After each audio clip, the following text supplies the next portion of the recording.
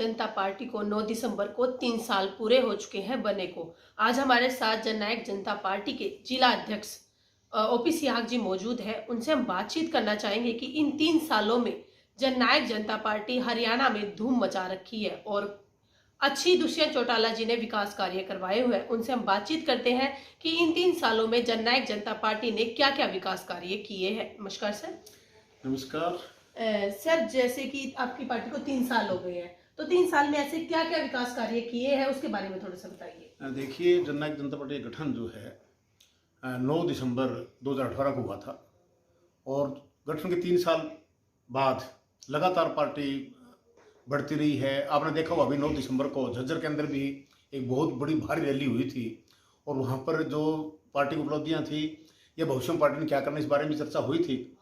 तो जहाँ तक मेरा मानना है, पार्टी के गठन के कुछ दिनों बाद ही चुनाव में हमें जाना पड़ा था और हमारे नेता दुष्यंत जी जो कि एक युवा नेता हैं और उभरते हुए नेता हैं और सारे भारत में अगर उनकी उम्र के नेताओं में देखें तो वो सबसे लगभग जहाँ उनका कद है राजनीति में उनसे ऊंचाई में ज़्यादा हैं वो।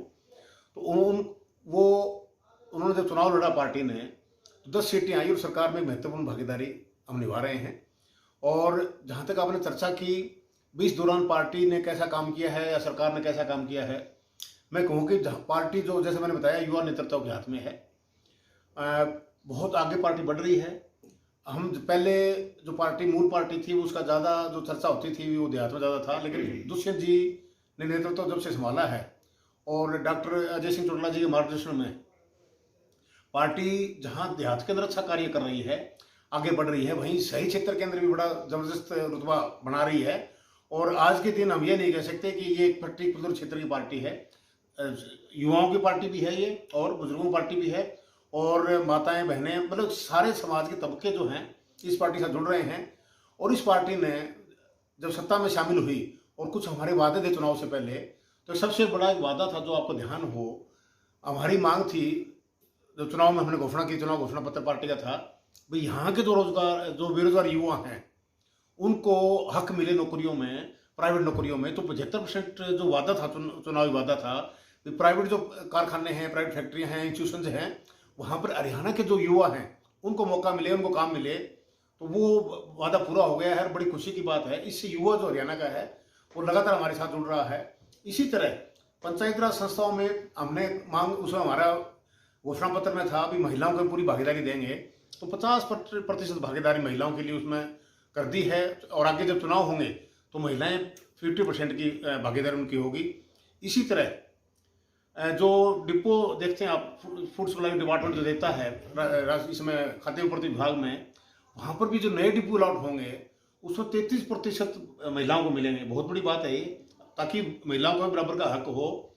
इसके अलावा जो महकमे दुष्यंत जी के पास हैं, चाहे वो बीएनआर का हो, अब हजारों करोड़ रुपए का आप देख रहे हो, सड़कें नहीं बन रही हैं और बड़ा जबरदस्त नेटवर्क तैयार हो रहा है और जितने नेशनल हाईवे यहाँ से गुजर रहे हैं और कुछ नए बन रहे हैं, तो उसमें भी दुष्यंत जी सरकार से बात करके, हमारी हरियाणा सरकार केंद्र में सरकार से बात करके, गडकरी से बात करके लगातार प्रयासरत है कि अच्छी सड़कें और बने और ठीक ढंग से मेंटेनेंस हो। इसी तरह एक्साइज टैक्सेशन डिपार्टमेंट उनके पास है, वहाँ पर भी जबरदस्त पीछे कई तरह के आरोप पीछे लगते रहे थे, लेकिन दुष्यंत जी ने बिना किसी आरोप से विचलित हुए अपना काम जारी रखा और आज रिजल्ट सबके सामने है। बहुत अच्छी पॉलिसी लेकर आए हैं, आबकारी नीति जो नई बनी है और पहले से इनकम जो है लगभग 60% बढ़ी है, जो इनकम जो सरकार को राजस्व आता है वो। इसी तरह दूसरे डिपार्टमेंट के पास है, पंचायती राज है, वहाँ पर भी हजारों करोड़ रुपए काम जो गाँव में, रोड में हर जगह हो रहे हैं। और जो बड़े गाँव हैं वहाँ पर इवन शहरों की तरह प्रणाली सीवरेज या और सिस्टम बाकी भी देंगे। इसी तरह जो सिविल एविएशन डिपार्टमेंट के पास है, तो आपने सुना होगा काफ़ी इंटरनेशनल एयरपोर्ट हिसार में जो है वहाँ पर भी काफ़ी करोड़ों रुपए के काम चल रहे हैं और एक बहुत बड़ा हवाई अड्डा वहाँ बनेगा। इसी तरह जो छोटे छोटे हवाई अड्डे हैं हरियाणा के अंदर, उनकी भी सबकी सुदृढ़ीकरण किया जा रहा है, उनको मजबूत किया जा रहा है, वहाँ पर ज़मीनें ली जा रही हैं और ताकि वहाँ पर भी ठीक काम चले। और ट्रेनिंग के सेंटर भी खोले जा रहे हैं ताकि यहाँ के लड़के लड़कियाँ जो हैं और ट्रेनिंग लें, अच्छे पायलट बने। तो इस तरह काम हमारे चल रहे हैं। बाकी और बहुत काम है, लंबी लिस्ट है सारी है, तो वो सारे के नाम में बहुत टाइम लगेगा।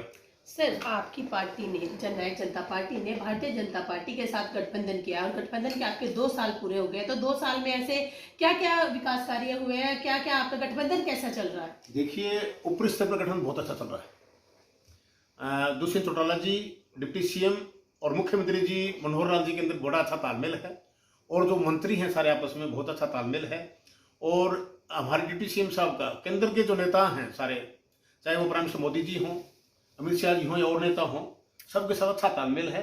और जो चीज़ वो चाहते हैं राज्य के हकों के लिए, हितों के लिए, यहाँ हरियाणा में कुछ नया करने के लिए, तो वहाँ से मंजूर कर आगे लाते हैं।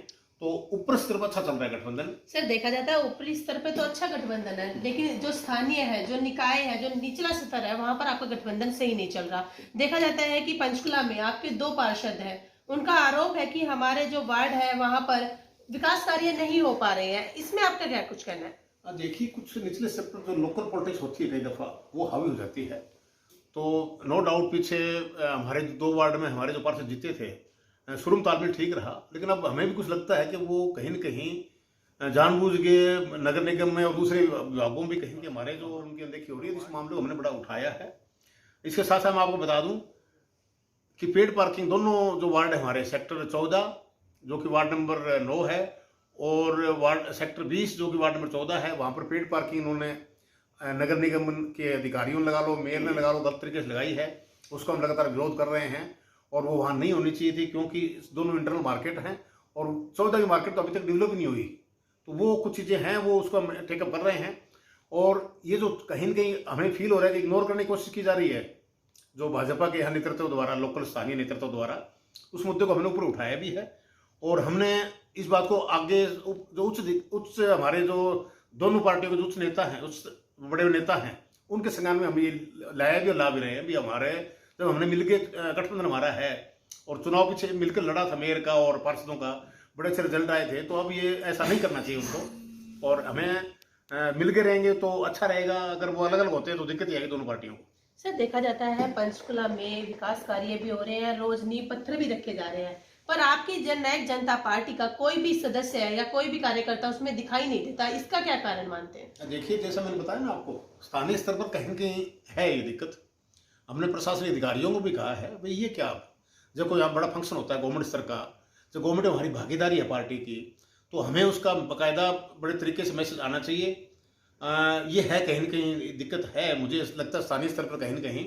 और हमने डिप्टी सीएम साहब के हमारे उसमें भी लाए हैं नोटिस में उनके, और हमने मुख्यमंत्री जी के वहाँ भी ये नोटिस में लाए हैं बात। तो इसी तरह हमें कहीं न कहीं लगता है कि जानबूझ के कुछ स्थानीय नेता नहीं चाहते कि हम हर सरकारी प्रोग्राम में आज शामिल हों, पता नहीं कारण क्या है। तो मुझे उम्मीद है कि जो सीनियर नेतृत्व है, सीनियर लीडरशिप है, उस मामले को एमिकेबली जो है उनको हिदायत देगी, यहाँ का जो प्रशासन है उनको हिदायत देगी कि वो इस टाइप की बातें ना करें, क्योंकि जननायक जनता पार्टी सरकार की भागीदार है। और हम अगर उस प्रोग्राम में जाते हैं या कहीं हमारी सहयोग लिया जाता है हमारा, तो पर्सनल एक्सपीरियंस है मेरा यहाँ का, तो वैसे पंचकुला का, तो हम कहीं न कहीं सरकार के और जो यहाँ जो सरकारी मशीनरी है उसके कहीं न कहीं फायदे में रहेगा। हमें बुलाना कोई नुकसान नहीं होगा। हमने इस मैटर को टेकअप किया है। आपको लगता है कि निचले स्तर पर आपका गठबंधन काम नहीं कर रहा? नहीं, कहीं न कहीं है थोड़ी दिक्कत, वो हो जाएगी, सारी ठीक हो जाएगी। बातें की हमने, और जिस तरह स्पीकर साहब हैं अच्छा कार्य कर रहे हैं, नो डाउट, दिन रात लगे रहते हैं वो भी, लेकिन उसके अलावा कहीं न कहीं नीचे स्तर पर या उनके आसपास जो चौकड़ी है कोई, मुझे लगता है कि कहीं न कहीं है गड़बड़। नहीं, स्पीकर साहब अकेले जहां भी जाते हैं तो खुद ही वहां का अनावरण करके आते हैं, उद्घाटन करके आते हैं, लेकिन आप लोग उसमें दिखाई नहीं देते। तो क्या आपने स्पीकर साहब के उसमें ये बात डाली है, उनको ध्यान दिलवाया है कि आपको भी होना जरूरी है? ध्यान दिलाया है, हमने कहा कि है कि जब सरकार में भागीदारी है, हिस्सेदारी है, तो बाकायदा हमें इज्जत के साथ बुलाया जाए।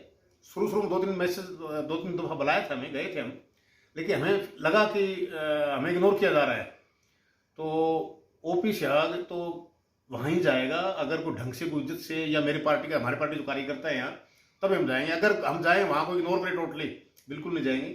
और इज्जत मान सम्मान सबका होता है, और जब पार्टी सत्ता में है, दोनों पार्टियाँ साझेदारी है, तो जो सरकारी प्रोग्राम होते हैं तो मैं उम्मीद करता हूँ कि हमें वो ढंग से इज्जत से बुलाएं, ताकि सारा काम मिल गया अच्छे ढंग से उसके। और कहीं की छोटी मोटी जो बात है उसको दूर करने की कोशिश भी हो रही है, और आई थिंक भविष्य में ऐसा नहीं होगा, और मिलके ठीक ढंग से सारी चीज़ हो पाएंगी। धन्यवाद। चैनल 18 भारत के लिए पंचकुला से दिव्या राणा की ये रिपोर्ट।